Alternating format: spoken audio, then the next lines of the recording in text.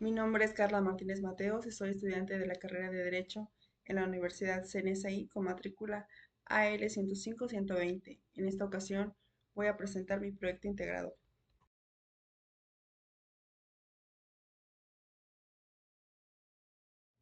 Dentro de las técnicas de investigación social existen diversos temas muy importantes, tales como los estudios de casos.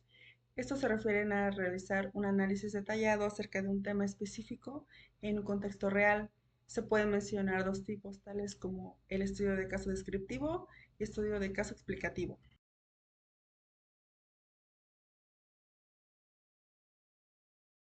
El estudio de caso descriptivo basa el trabajo sobre un modelo teórico existente. Es necesario buscar la literatura correcta para fundamentar los puntos de vista, y esto permite profundizar sobre el tema a investigar. Dentro del estudio de caso explicativo se encuentran las razones por las cuales se explica el fenómeno, es decir, las razones por medio del contexto simultáneo, así como también de las explicaciones del pasado o del futuro del fenómeno.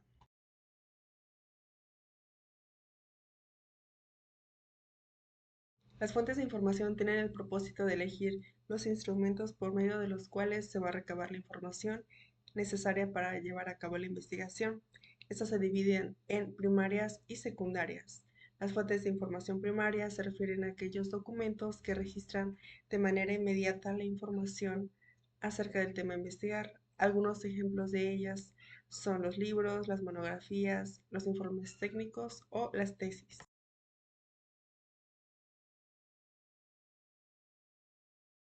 Las fuentes de información secundarias son muy importantes, ya que se consideran como los complementos de las fuentes de información primarias. Algunos ejemplos de ellas son las enciclopedias, los manuales o los anuarios. Es decir, estas fuentes de información secundaria fundamentan nuestra investigación.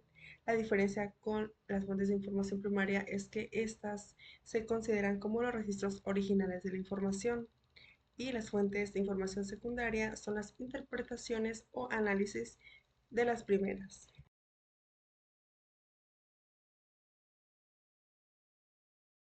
Cuando se lleva a cabo un análisis de datos o una investigación, es necesario conocer las variables involucradas. Para esto es necesario aplicar las escalas de medición.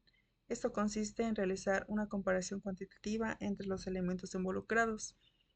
Existe la escala ordinal, escala de intervalos y escala de razón. La escala ordinal establece el ordenamiento de los elementos de acuerdo a su jerarquía o calidad, es decir, que sus magnitudes no serán iguales y sus valores diferirán.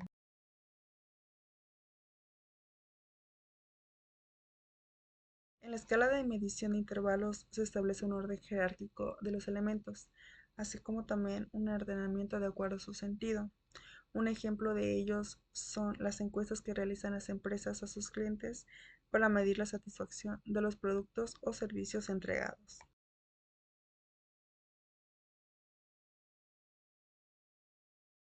A partir de esta medición podemos cuantificar la razón de un fenómeno o un acontecimiento. Un ejemplo de ello es medir la calidad, por ejemplo, de una revista. Para esto podemos utilizar las ventas, es decir, podemos ver qué revistas tuvieron una mayor venta en un determinado tiempo y cuáles tuvieron una venta mínima en ese mismo periodo de tiempo.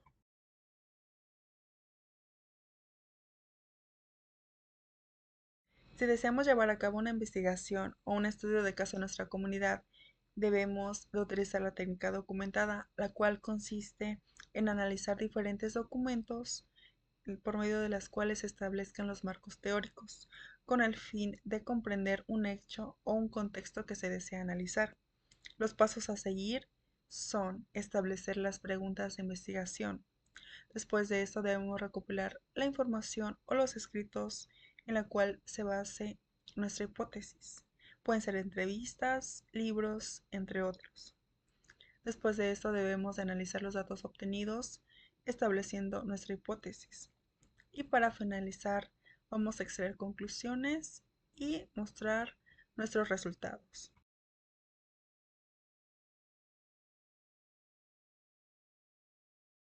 Para llevar a cabo nuestra técnica documentada, podemos utilizar diferentes fuentes de información, ya sean primarias o secundarias. debemos de utilizar las fuentes primarias tales como los libros, los informes técnicos o las tesis. Y para complementar nuestra investigación podemos utilizar las fuentes secundarias, tales como las enciclopedias o los manuales.